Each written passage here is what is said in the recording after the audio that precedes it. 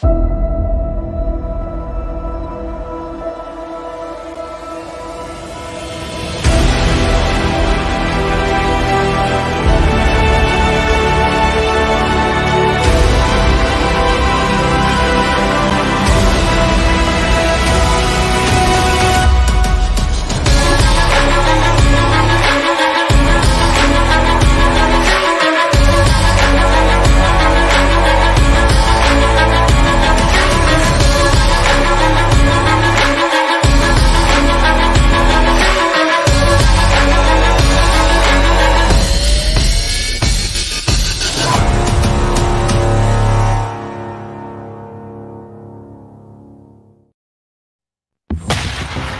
the Black Swan Media Studios, deep inside a secret underground bunker, we're speaking to freedom-loving patriots from all around the country and the world. Welcome to the Resistance. This is John Crump, live. Hello, everyone out there. Happy Tuesday. I know it's kind of a tragic day with what happened in Texas, but the information is fluid and we don't know a lot about what's going on. So we're not going to really talk about that today until we have more solid information. As you know, information can change over time, especially when a situation that's going on is very, very fluid as it is now. So we will be talking about other things here, and we will be joined by a great American. But before we get into that, we are sponsored by Tusk. Tusk is a cryptocurrency focused on the firearms market. Check them out at tusk.network. Proudly sponsored by TUSC, the only cryptocurrency designed with the firearms market in mind, with 3-second processing times. It's the fastest cryptocurrency on the planet. With lower transaction fees than traditional credit cards. It's perfect for your e-commerce needs. For gun guys, by gun guys. Visit TUSC.network for more information and join the digital revolution. And we are also sponsored by Black Swan Tactical, which is my shop. So check them out at blackswantactical.com and buy a patch or something.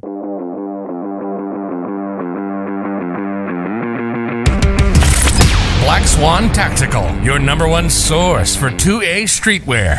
With shirts, mugs, hats, patches, flags, and more. There's always something to help you rep the 2A community. All proceeds go back into our projects. Viewers and listeners can take an additional 10% off with code CRUMPY. Unapologetically pro-gun, pro-liberty, and pro-freedom gear for the front lines of the culture war.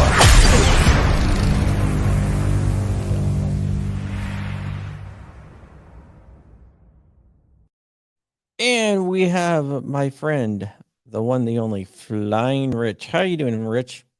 Good. I'm, here living the life, probably doing better than I deserve. Yeah, you ready? You ready for the guest of honor today? I'm impressed. I'm like, I was just reading up on him. That's a rough story to read.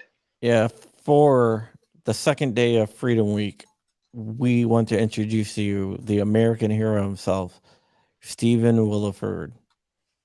How are you doing, Stephen? Oh, I've been better. Yeah. Tough day, but we don't really know. We don't have a lot of details of what's going on. There's some people asking. There was a elementary school event that happened in Texas, so we don't really know a lot. So let's wait until we know more to talk about that. What we are here to talk about is you and what you went through. And you're going to be at Freedom Fest on this coming weekend, right? On Saturday? Absolutely. I am looking forward to it, going to Vegas and hanging out at a range and getting a chance to help promote and endorse some of the good candidates in Nevada area and speak with them that good candidates that believe like we do. Yeah, and it's going to be a very like a very fun event. Rifle Dynamics, they're great people out there. I've been out there with those guys, and I've been to the range that you're going to, which is a very, very nice range. And the people can come out there and meet you face to face. Absolutely. Please come out. I'd love to see you guys, and let's fill the range. So this is an event in Vegas. What day is the range day? It's on Saturday. Oh, cool. So it's on Saturday, and it should be really cool. Rifle Dynamics going to be at there. IV8888 will also be there. Eric Blanford, who's going to come on tomorrow. Yeah. So, Steven, have you met Eric? What's that? Have you met Eric, Iraq veteran? Oh, yes. Yeah. He also works for GOA now. He does. I'm actually going to Atlanta to do a video with him. Oh, cool. So that will be cool. That is very cool. I got to meet up with you guys. Right.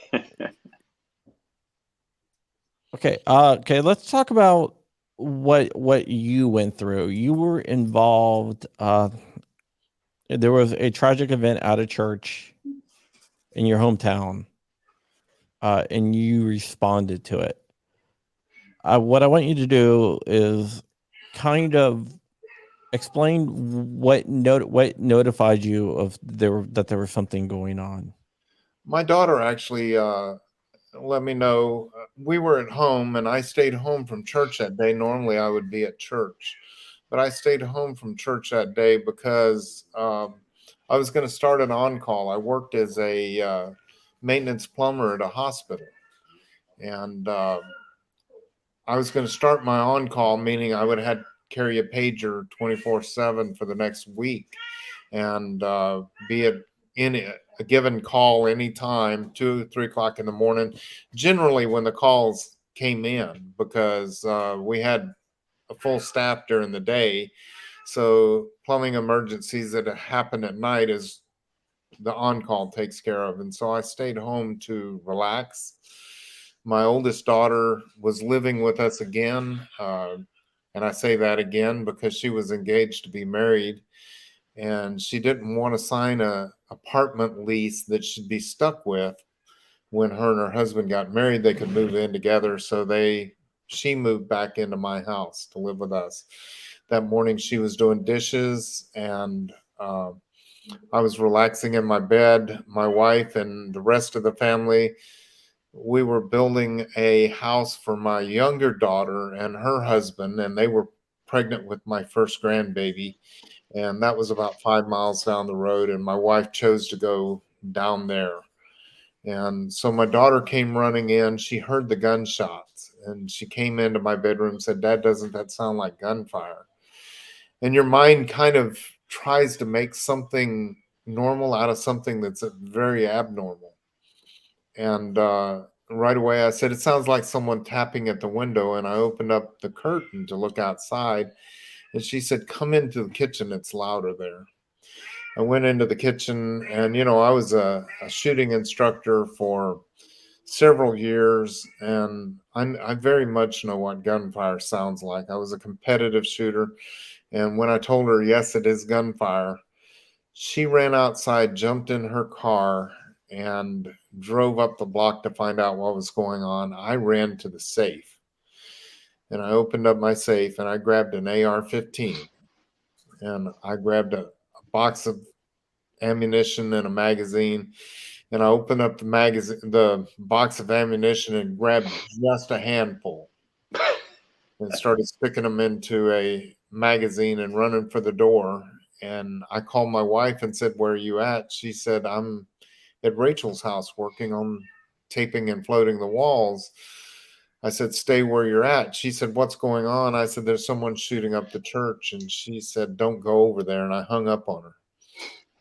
And I ran for the door, and it opened wide, and my daughter came in, and she said, "Dad, there's somebody in black tactical gear shooting up the church."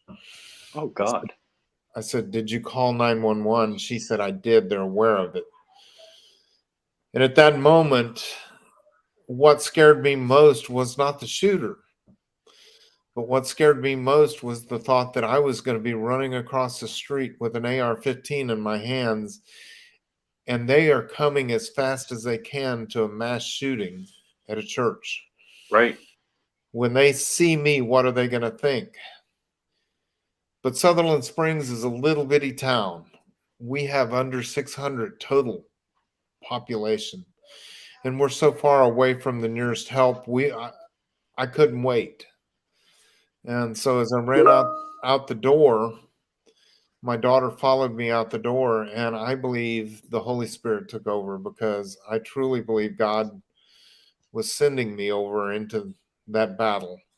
I was thinking more clearly than I ever had in my life. And as I ran out the door, my daughter followed me, and I told her, go back in the house, load me another magazine. I may need it. I just have a handful. Yeah.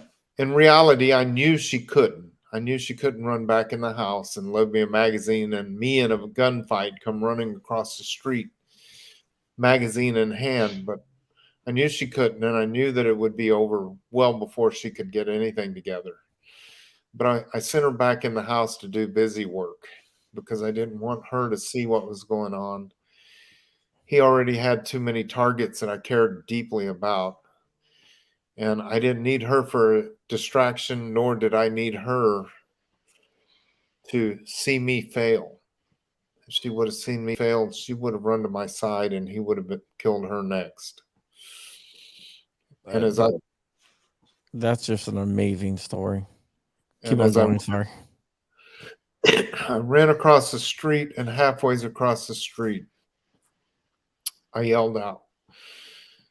And why I would have yelled out, I have no idea. That is so counterintuitive to,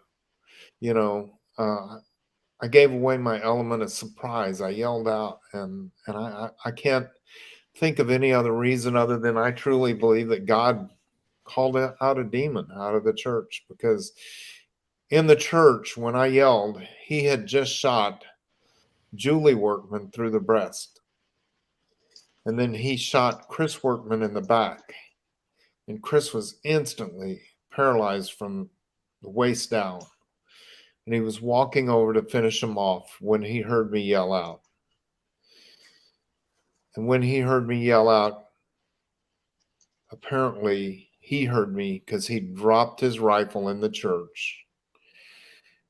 And he came outside the church. Chris said he was looking down the barrel of his pistol, and he was going to finish him off. And when he heard me yell out, he stopped what he was doing. He turned and dropped his rifle and came out shooting at me. And right away, when I saw him come out of the door, he had on Class 3 body armor and a ballistic-style bulletproof helmet. And my worst fears were recognized at that moment. And he started shooting at me. He hit the truck in front of me. He shattered the windshield of the car behind me. I came up over the hood of the truck using it for cover. And I put 6 out of 6 rounds on him. I hit him in the left chest, stopped by the body armor. I hit him in the abdomen, but both stopped by the body armor. He ran for his vehicle, which was sitting in the middle of the street with the driver's side door open and the engine running. And when he turned to his side, I put one between the plates. Any listener doesn't, if you don't know it, Class 3 body armor has a forward plate and a rear plate. And this particular one Velcroed across the sides. And I was able to put a bullet between the plates in his side and one in his legs. And what distance were you when this is going on? It was about 20 yards. And he was able to get into his vehicle. It might be a good time to talk about Joe Biden saying we're going to teach police officers to shoot these people in the legs. I did shoot him in the legs. He was still able to get into his vehicle. He put 2 more shots through the side window. And I put one where I perceived his head to be. I couldn't see it from the reflection from the glass. But I put it where I perceived his head to be. The coroner's report said it split right under the brim of the bulletproof helmet. and he accelerated, turned the corner, and was leaving as fast as that little gray Escape, it was a Ford Escape, could go. By the time I got into the middle of the street, he was about 150 yards away and leaving. I put one more shot through the back windshield. It shattered the back windshield. The police say that bullet went through the driver's side seat and hit him just right of the left shoulder blade at about 150 yards. Wow. He topped the hill and kept going. And I'm standing in the middle of the street thinking, this can't end this way. He's getting away. And I looked off to my left, and there was a pickup truck sitting there at the stop sign. Had witnessed the whole thing. I didn't even know this guy. Had never seen him before in my life. And I ran over and I tapped on the window and said, that guy just shot up the Baptist church, and we need to stop him. Now he's over there on the telephone. And I didn't know it at the moment, but he was talking to 911. The next, any sane person in this world would have just put his foot on the floor and left me there at the stop sign and drove on. But this is Texas we're talking about. And the next thing I heard was the locks come open, and I climbed up into the cab of a truck of a long, tall, good-looking young man, probably in his 30s, white Western hat, and big feathers sticking out of his hat, toothpick hanging out of his mouth, a longhorn skull tattooed in the middle of his neck, and the horns run up underneath his ears. I didn't know his name at the time, but he opened the doors and I got in, and we took off and we chased at a high rate of speed. Johnny said we were doing over 95 miles per hour, and I can guarantee that. And we were in hot pursuit. The first thing I did was drop the magazine to see how many rounds I had left in the gun. I had one in the top of the magazine, one in the chamber. Oof. And I got 2 rounds left, and he still got on Class 3 body armor. And I told Johnny, I said, tell them, hurry, hurry. They had put him directly into dispatch. And so he was driving with one hand and talking on the phone with the other. He was giving them a description of every road that we passed and telling them where we were. And at first, he got such a jump on us, we didn't even see him. And we didn't even know if we were still chasing him or not. So if he turned you at any of those intersections, you wouldn't have known it. Yeah, if he would have turned at any one of them, we wouldn't have known it. It's a very rural area, and those other, I guess, off streets and whatever, they really didn't go a whole lot of anywhere. Mm-hmm. But he could have turned at any one of them, and we wouldn't have known. And finally, we came over a hill and around a curve, and there he was. And I said, that's him. Gray SUV, the back windshield shot out. That's him. That's him. And I looked at Johnny again, and I didn't even know Johnny's name at the time. I said, if you catch him, you're going to have to put him off the road. And Johnny just turned and looked at me, and the very first words he said to me were, yep, I already figured that. And Johnny's probably thinking, gee, I always wanted to try a pit maneuver. Yeah. As we came up, finally catching him, and I'm becoming well aware that my bullets must have mattered, because why would he be slowing down?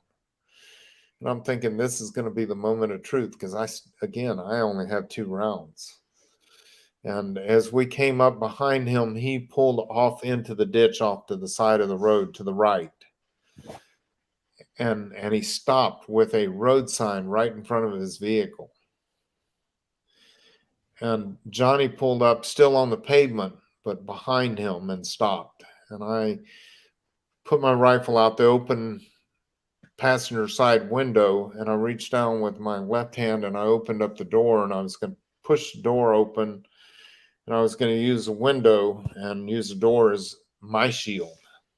And before my foot ever hit the ground, he accelerated. He hit the sign in front of him. It flipped over the vehicle. He went right back up on the pavement. And I barely got my foot in the door before Johnny gunned it and took off after him again. I got to say kudos to Johnny. He knew the situation. He knew that I only had 2 rounds left. So we chased him another 3/4 of a mile. This time he swerved off to the left-hand side, through a fence and about 50 yards out into a field. And Johnny pulled up still on the pavement and stopped. And I told Johnny, I said, just get down below the dash, stay out of gunfire, just stay below the dash. And I got out this time and I put my rifle over the hood of the truck. And Johnny got out doing whatever millennial in this world would do. Johnny got out videoing. I couldn't believe he was doing that, but okay. It took the police 5 to 7 more minutes. They were 5 to 7 minutes behind me. 5 to 7 minutes is an eternity. My community didn't have another 5 to 7 minutes. And I'm not trying to badmouth the police, because I want to say up front, police were running as fast as they could. They were running hot, coming to a mass shooting to risk their life for people they didn't even know. I can't say enough about our men and women in blue. They're absolute heroes. But Chris Bird wrote a book one time, and the subtitle of the book said, "When seconds count, police are only minutes away." Mm-hmm. My community didn't have another 5 to 7 minutes. And it turned out, I said there 5 to 7 minutes. And finally, I even yelled out one time, "Where are the police?" And then I heard a voice off to my left said, "Driver, get out of your vehicle with your hands up," on a PA system. And I looked up the road to my left, and there was an officer there about another 50 yards away from me, standing behind the door of his police cruiser with a gun in his right hand and a microphone in his left hand. He keyed the mic again. He said, "Driver, get out of the vehicle with your hands up." Any of your listeners listening to this, I'm going to say that if you're ever in this situation and the police show up, that officer wants to go home to his family. Please comply. He doesn't know you. So I laid the rifle on the hood of the truck and I started coming back to the back of the truck. I wanted him to know I was not the threat. I'm walking to the back of the truck and he looked at me and made eye contact and he keyed the mic again. And he said, "Not you." So I kind of nodded. I ran to the front of the truck and I picked up my AR-15 and I held it still pointed at the door of the vehicle until another 5 or 10 minutes rolled by and other officers began to show up. And this time they were pulling out AR-15s out of their vehicles. And I'm like, So the first cop that came up, all he had was a pistol? All he had on him was a pistol. Oof. And he was 100 yards from the shooter with a pistol, and I was 50 yards from the shooter with a rifle. Mm-hmm. So I'm going to say I still, even with 2 rounds, had a tactical advantage over him. Sure. And finally, more officers showed up. They pulled out their rifles, and this time I'm like, no, I am done this time. And I pulled it off the hood of the truck, and I walked to the back of the truck, and I slid it up on the toolbox of the truck. And I walked back by the tailgate, and now I'm trying to hold on to the side of the truck and get my feet into the shade. I didn't take time to put shoes on, and people said, "Really, you didn't put your shoes on?" And I said, "No, I didn't." And I said, "You're lucky I had pants on. This would be a different story altogether." So November 5th, 2017, it was 90 degrees here in Texas. Oof. And my feet started smoking. The adrenaline was gone, and my feet started smoking. So I was trying to get my feet into the shade. And I stayed there out there at the truck for another probably 30 minutes, wondering what the police were waiting for. I'm out there all by myself. Johnny had even made it back to the police line. I'm standing there by myself, and I'm trying to figure out, are they waiting for him to bleed to death? I don't have a problem with it if that's what they're waiting for, but I'd sure like to know what's going on. Hmm. So So finally, nobody approached you? Nobody? no, they stayed Hmm. at the police line about 50 yards away. Finally, I decided I'm going to make a dash back to the police line. And when I started to make my run, and if you see this old fat guy running, there's something serious going on. I started to make my run, and they started yelling, "No, stay where you are, stay where you are. We'll bring up a police cruiser." And so they brought a police cruiser up for me to kind of kneel down beside and make my way back to the use for cover to make my way back to the police line. And then I figured out what they were waiting for. One of the officers, just 2 days prior, had his birthday, and he got a drone for his birthday. And when they figured out that the shooter was there in the middle of the field and nothing going on, they sent him back to get his drone so that he could fly it over and see what was going on before they approached the vehicle. It's probably a smart idea, actually. Hmm. I think that was, the best idea possible. Turned out the shooter, because he was being chased and because he was shot multiple times, he called his father and his wife. Police say he called his father and his wife. They were together. And he told them that I've done something horrible and I've been shot multiple times. I'm not going to make it. And he turned the gun on himself and killed himself. Did they ever find out why he did what he did? Well, he hated Christians, for one. Wow. Just the week before, he had gone to the fall festival at the church and had some outburst and stuff. His wife's family, his mother and father-in-law and his brother-in-law went to that church. And his wife's grandmother went to that church also. And that day, his mother and father-in-law and brother-in-law weren't there at the church, but he did kill his wife's grandmother. Oh my God. Oh gosh. He was intent on killing as many people as he could. He went to First Baptist Church in Lavernia. They have him on video. Before he went to Sutherland Springs, he went to First Baptist Church in Lavernia. And they believed that he had a visual deterrent, that somebody had a gun there, and he decided better than to start it there. So he had planned on going to multiple churches, is what you're saying.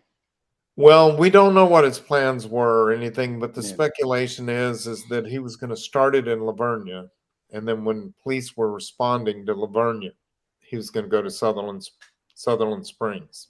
Mm-hmm. Now, this was November 2017. Was there open carry at that time in Texas? Yes, there was open carry. It wasn't constitutional carry, but it was Mm-hmm. permitted carry at the time. Mm-hmm. And yes, you could carry at a church, but I don't believe in coincidences. I really don't. The four men that normally carried at that church, two of them were late that day. Oh, wow. It was when the time change Mm-hmm. occurred. And one of them, a Vietnam veteran, normally carried, and he decided he was going to feed his cattle before he went to church, because the pastor was in Oklahoma City. He was the fourth guy that carried, the pastor was. And he was in Oklahoma City taking a black powder training course so he could offer black powder shooting to the kids for summer camp. Mm-hmm. So he could be an instructor. So he was in Oklahoma City. He normally carried. Rod and one other guy were late, and the last one had sent his pistol with his wife because she went on a road trip, and he didn't want her without a gun. Wow. I don't believe in coincidences, and I don't know why that happened the way it did. It's almost like Satan said, "Today's the day." And God said, "But you forgot about my servant Stephen." Wow. That is terrible. The very hospital that I worked for, that I was going to be on call, was one of the 2 level 1 trauma centers in San Antonio. And on that Sunday, for the very first time on a Sunday, they were having an active shooter drill. Oh, jeez. And all the nurses and doctors complaining, why are we having a drill on this day when we could be at church worshiping and with our families? Why are you having an active shooter drill on a Sunday? But because they were having an active shooter drill, they were able to get all ORs up and running because they were all hands on deck. They were able Wow. to get all 20 ORs up and running before the first shooting victim showed up. Wow. So, just to clarify, the church where the shooting happened is where all of the people that would have normally been armed weren't? Yeah. Wow. So, how many rounds did you actually fire? I fired 6 rounds. I had 8, and I grabbed 8. And after it was over, the sheriff's department said, "How many rounds did you shoot?" I said, "I have no clue."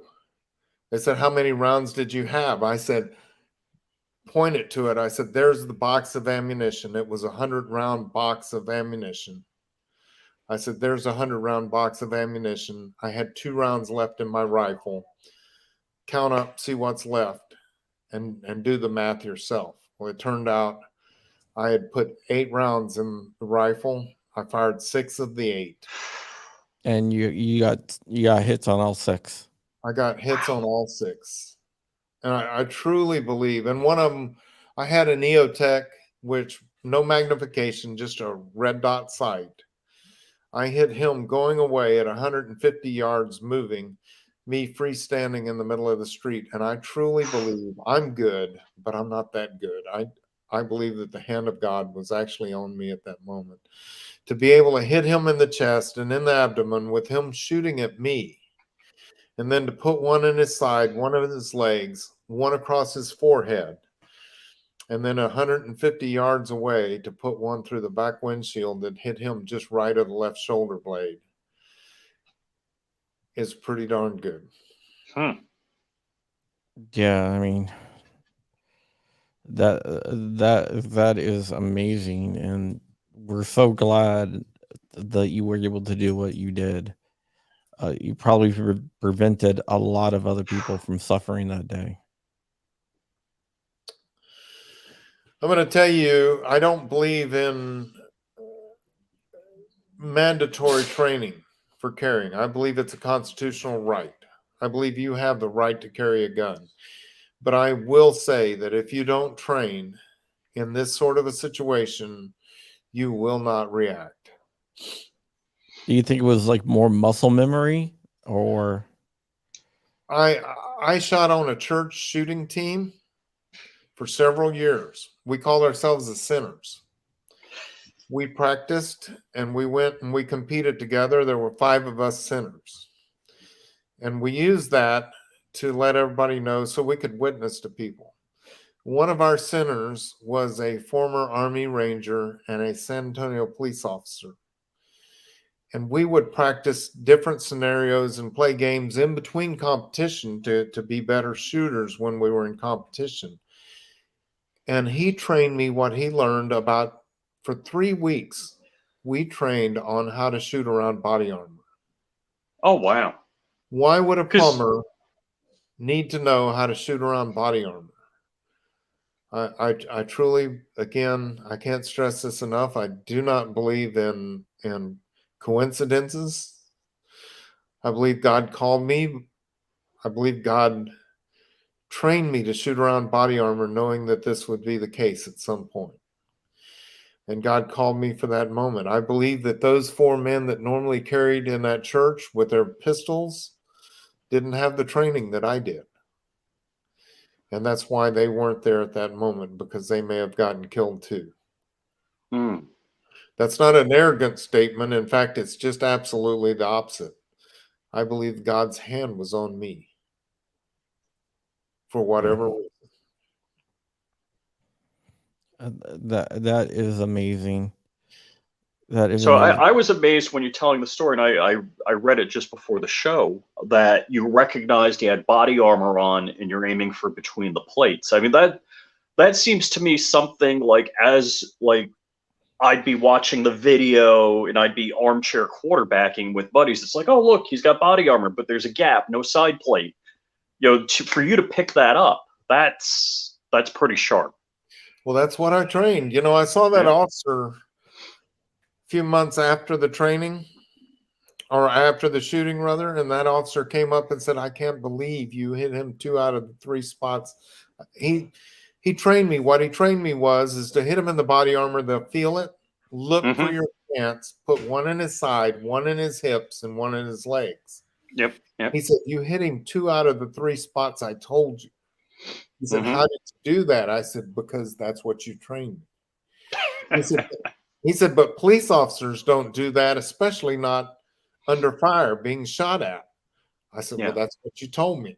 And yes, that was in my mind. One in the side, one in the hips, one in the legs. I got him in the side, and I got him in the hips, or in the legs rather, not the hips, but in the legs. And so did the police take your gun? What happened afterwards?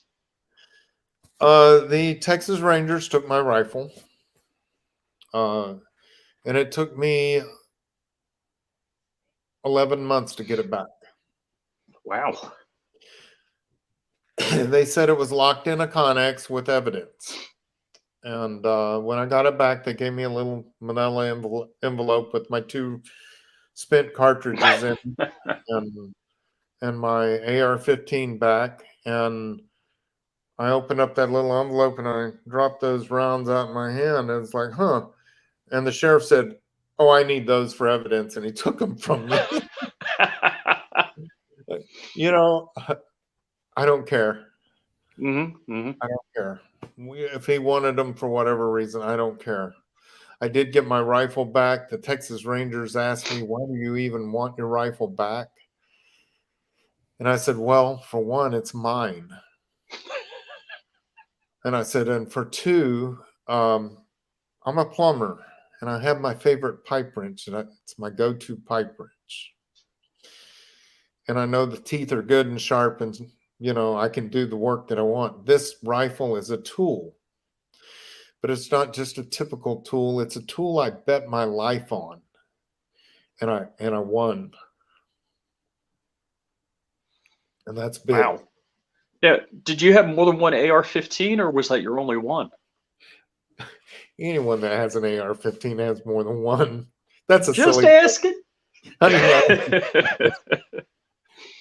the Texas Rangers and Sons of Liberty Gun Works custom built me an AR-15 and gave me one to replace it with while they had it in evidence.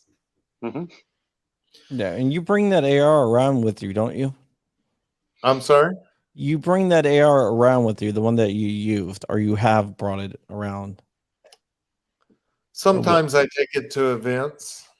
I took it to the Capitol to stress to people that this is not a ugly, nasty, terrible gun. It's just a tool.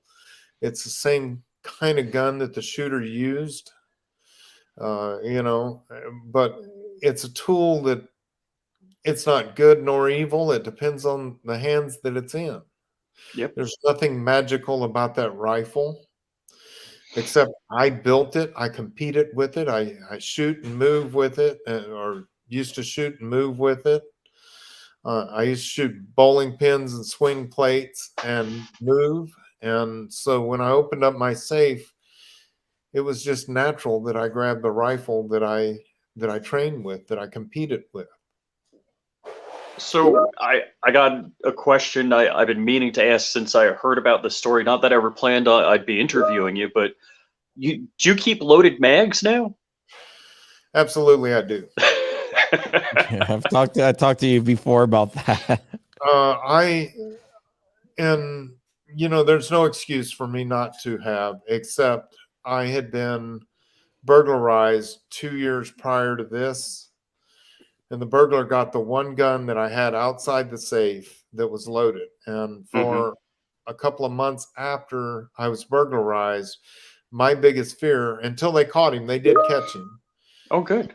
My biggest fear was coming home to my loaded gun. If he didn't have a gun already, Right. and he decided to come back to my house to burglarize me again, if I came in, I would be facing my own gun.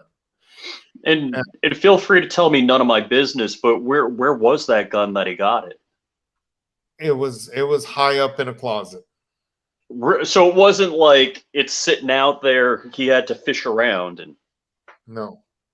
Hmm. No. He was going through my closets and stuff, and he found it. In fact, it took me a little while before I realized that I had been burglarized, because he just took certain things. Huh. I think what set me off that I had been burglarized was at the time he stole my VCR. Or not the VCR itself, but the little box that hooked up the VCR to the television. He stole that, and my kids wanted to watch a video, and that made me realize somebody had been in my house that had stolen that. The week before he burglarized me, he actually burglarized the very same church that the other guy shot up, and he stole the VCR, but he didn't have the box to run the VCR with. But that's what made me realize I had been burglarized, and I came home and started looking through the house and found out my pistol had been missing. And that's when I started unloading all my guns and sticking them in a safe. Got that. So, how soon till did you go back to work? I did. The lieutenant governor here in Texas came to me and said, "We're going to treat you like you're an officer involved in a shooting." He said, "We want you to take some time off work with pay." And I said, "Well, wait, you don't have control of that. I work for a hospital. You don't have control. You can't just tell the hospital." He said, "Oh, I'm going to visit the CEO of the hospital right after we finish with this conversation." He said, "And I think the CEO of the hospital will agree with me." And he said, "If not, the state of Texas will pay for your time off." He said, "But you're gonna have paid leave." And so the hospital, this was November 5th, and the hospital contacted me and told me I had until January 2nd Oh, wow. to work. They said they didn't desire me at work until January 2nd. And I told the hospital I couldn't stay out of work that long, that I gave it 3 weeks, and I had to get back to some sort of normal. I had to get, and make no mistake, if anything like this ever happens to your old normal's gone. You're going to have to get a new normal. And I really loved my old normal, but it went away. And so after 3 weeks, I came back to the hospital, and I'm going to tell you that was the most uncomfortable thing. People that I had worked with and that I felt like were my friends at work and stuff would intentionally turn down a hallway or something before I got to them so that they wouldn't have to talk to me. Really? Why was that? Why would that be? I don't think they knew what to say. Huh. Oh, yeah, I mean, I can kind of see that. They didn't know what to say. They didn't know how to treat me. Wow. And so did you? The director of the hospital offered to send me to a outpatient facility to be maintenance there for a while. She said, "We'll just send you off, and you can work there for a while and then come back later." And I said, "It isn't going to make any difference. you're just kicking the can down the road. Mm-hmm. Mm-hmm. I just need to go back to work.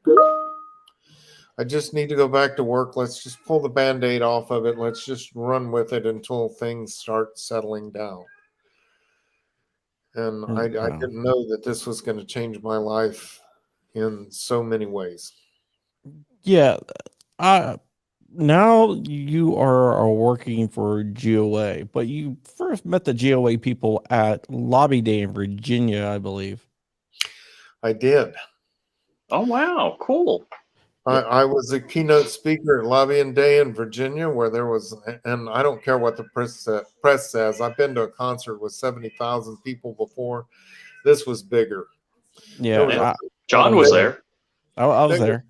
They were down the streets and round the corners, and it was filled. And I'm going to tell you, there were no one at the Capitol, on the Capitol grounds, that had guns. But once you left the Capitol grounds and walked out in the streets, everybody had at least one. Most of them had a rifle and a pistol.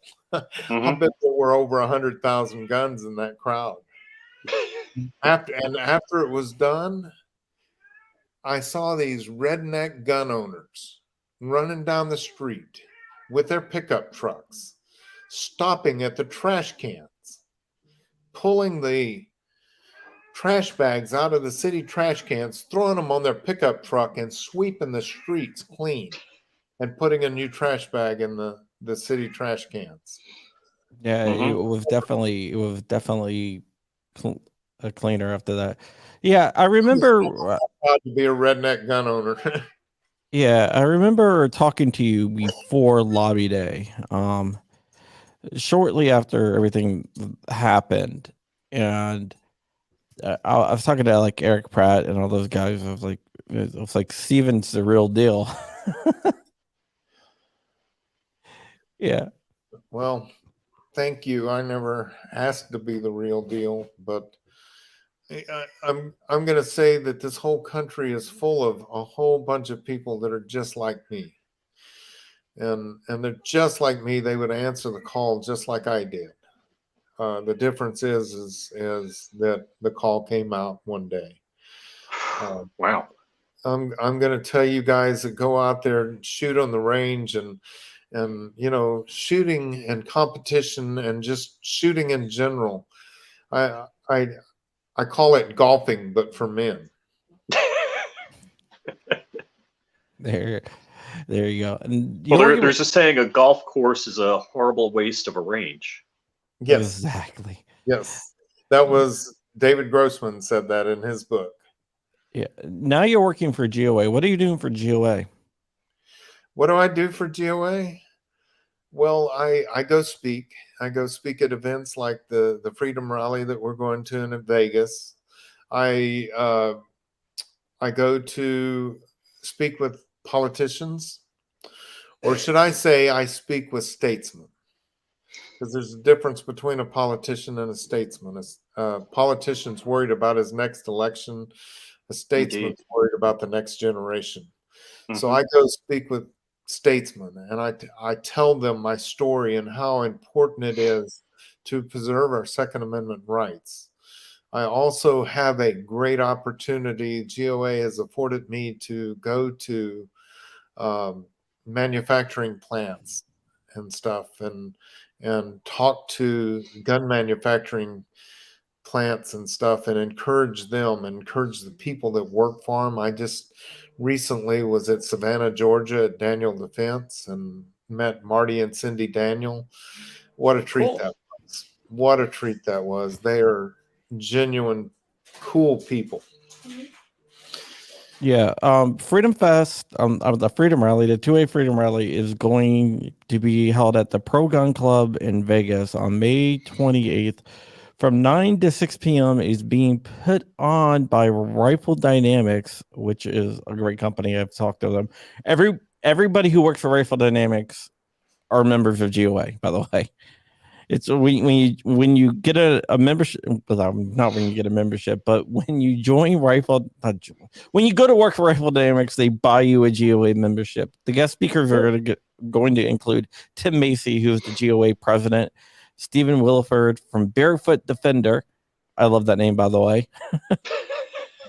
And Eric Blanford, better known as IV8888. And there's going to be some candidate speakers there. Adam Lexalt, who's running for U.S. Senate. April Becker, who's running for Congressional District 3. Annie Black, who's running for Congressional District 4.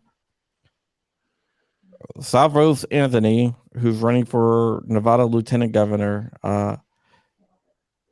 Then there's Signal Chata, who's running for Nevada Attorney General, and Jacob DeVille, who's running for Assembly District 37.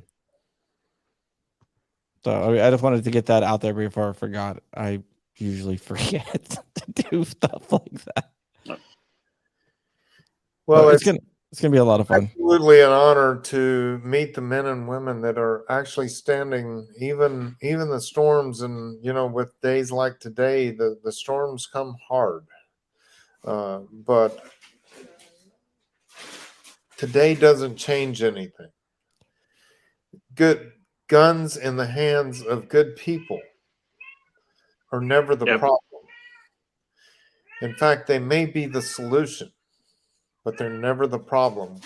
We as good men and women that go and practice and shoot and maintain and take care of our own guns and buy our own guns and ammunition and stuff, we are the solution. We outnumber the bad guys. And we have to be out there, we have to be vigilant, and we have to take our country back from evil of any sort. Yeah, we definitely do. The only thing that stops someone that's what does Dark Horse say? No, it's what I always said. The only thing that stops evil is good people skilled in violence. Dark stole it from me. Well, okay. And there was a saying, and I'm not sure, somebody wrote it on one of my AR-15s that they gave me, actually. And it says, the only thing needed for evil to prevail is for good men to do nothing. Nothing. And that's a fact, because, again, we outnumber evil. Yep. And if you choose to do nothing, then evil persists. Yeah, that is definitely true. And I encourage people to, they psychologists have studied and stuff and mob mentality and things, and they said, you see someone being abused and beaten or whatever, and the mob or the big crowd will stay back and stand back and let it happen until one person steps up. Mm-hmm. And I challenge people to be that one person. When one person stands up and charges in, even though he may be beaten or shot and killed or whatever, other people will follow his lead. And that's what happened in California. Oh, at the church? Yes. That was outrageous. That was absolutely what should have happened. Those people, mm-hmm. and I saw a picture of them holding him down as they had him hog-tied, and there was a woman sitting on top of him too. And I thought, man, kudos to her. Kudos to her. Oh, heck yeah. Be that one person that makes a difference.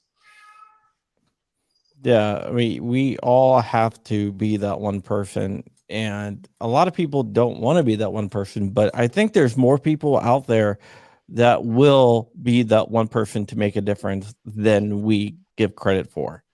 I didn't want to be that one person, but I had to.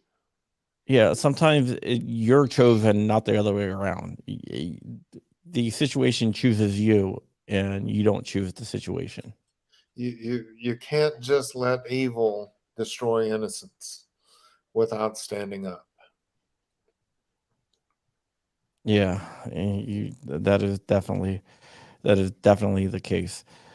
So Stephen, did your daughter get the mag loaded? I'm sorry? Did your daughter get the mag loaded? No. No, she did not. Yeah, that was a good excuse that you did use to get her to go back into the house. Well, and that was it. Again, I truly believe I was thinking more clearly than I ever had. Mm-hmm.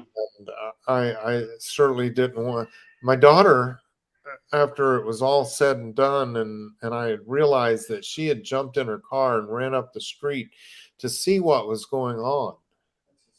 And the shooter saw her, and she turned around and came home. I was angry at her for running into the fight. Oh yeah. I chewed her out and had her in tears. And And did she say, "But Dad, you did the same thing"? I walked out of the room feeling justified after chewing her out. And one of those friends that just bring everything back to you and don't let you get away with stuff. He came up, he put his arm around me, he says, "Now, go back in there and apologize to your daughter." I said, "But she ran across the street into gunfire." He said, "Yeah, I understand." He said, "Her only problem is she's just too much like her old man." That's what I was about to say. It's like, well, we know who she takes after. He said, "Go back in and apologize to your daughter." And did you do it? I did. I did. Takes a big man to apologize. I'm proud of my family. I'm proud of my family. My other daughter and my wife ran over to the church and helped them comfort people as they were bringing them out of the church. They comforted a little 5-year-old girl that her mother had died on top of her. Oh, Her pregnant mother had died on top of her, and she saw 2 of her siblings shot and killed. And they brought her to my daughter and said, "Could you take care of her and until we find out someone, her next of kin?" whew. Yeah. I usually play. I'll play it anyway. This is what we do every time I get a super chat. We play this. And this is from Matt. He says we need to get the media to stop glorifying the shooter. Study says that mass coverage causes 2 to 3 more shootings on average. And we talked about that, about not naming shooters and everything else really recently. Yep. Yeah. I would like to, and I have contact with several people like Jack Wilson, Pastor David from Seattle. I have several other people that have been involved in active shooters and stuff and taken them out. I have contacts with them, and I would like to, at some point, somehow, put us all in one room as a panel to discuss it.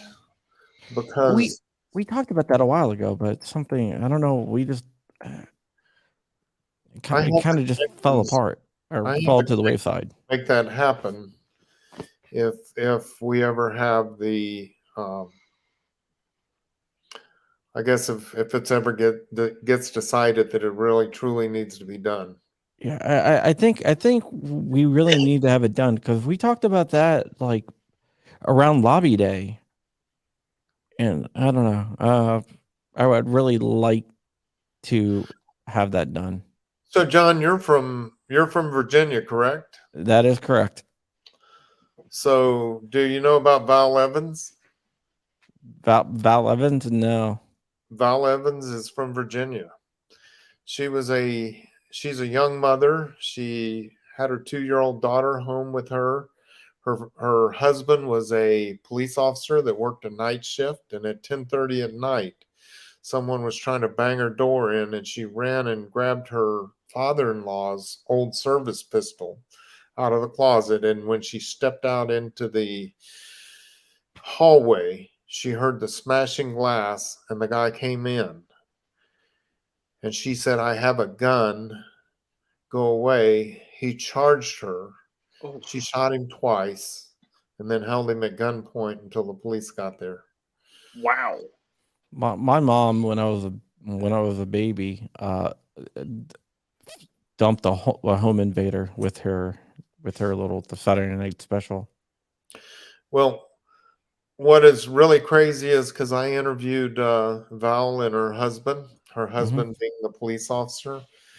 And in my interview, I asked her husband, "Have you ever been in a gunfight?" And he said, "No." And I said, "So how do all the other officers treat you when they know that your wife has been in more gunfights than you have?" If I was him, I'd be like, yeah, I just say I trained her. Well, he's got plenty of protection. Oh, exactly.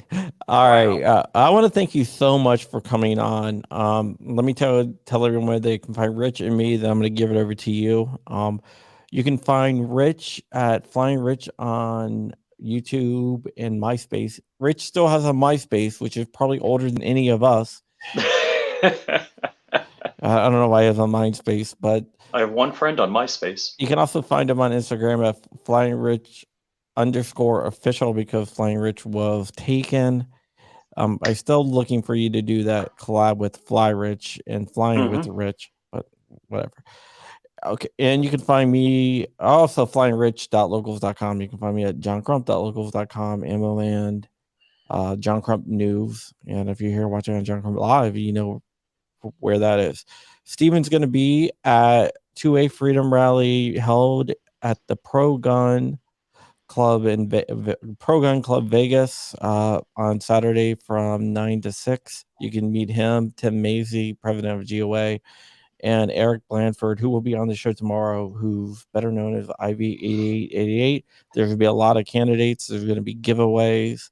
It's going to be a lot of fun. You can email info@goanevada.com for more information. GOA Nevada is the new local chapter of GOA.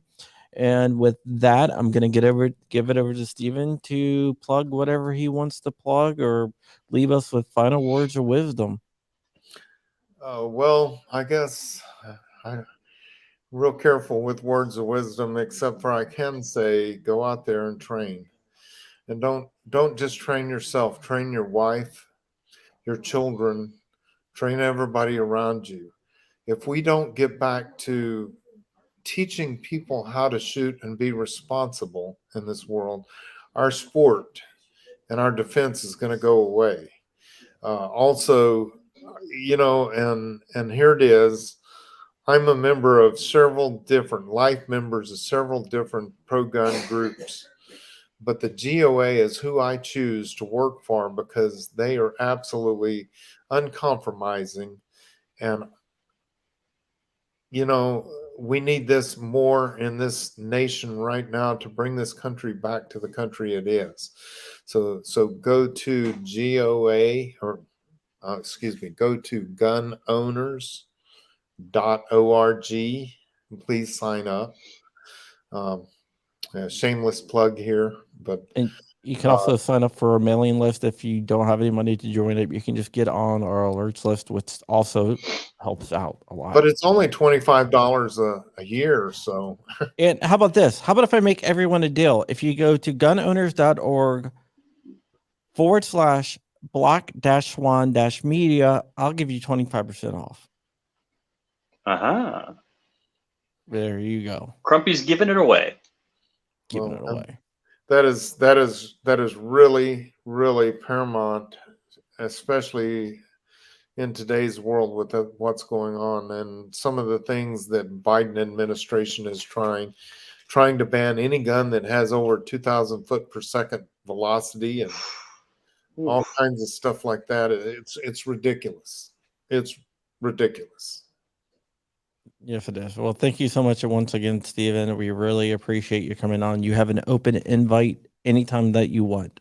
Well, just call me whenever you want to talk. I'm good at talking. Yeah, and I can even send you little chats now. My wife has said I run my mouth way too much all my life. Yeah, well, it sounds like your wife and my wife would get along. Probably would. I hear the same thing. All right, thank you guys. We'll be back tomorrow with Eric, better known as IV8888, and he is going to be talking about 2A Freedom Rally himself because he'll be out there. See you guys.